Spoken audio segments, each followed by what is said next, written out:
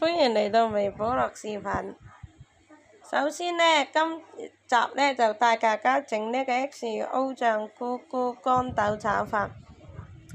白米飯、豆乾、新鮮香菇或者其他菇類、葱花、樹莓、XO 醬食用油、鹽同埋胡椒、青豆、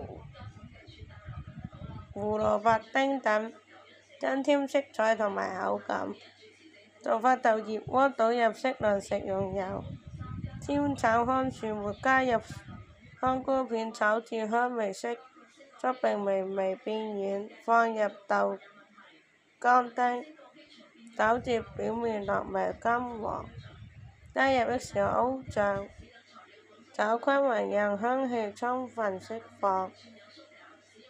把冷藏過嘅米飯加入鍋中，用鏟子將米飯打散並與醬拌，調料充分拌均，根據口味調整鹽同埋胡椒，最後加入葱花，翻炒一會即可盛出。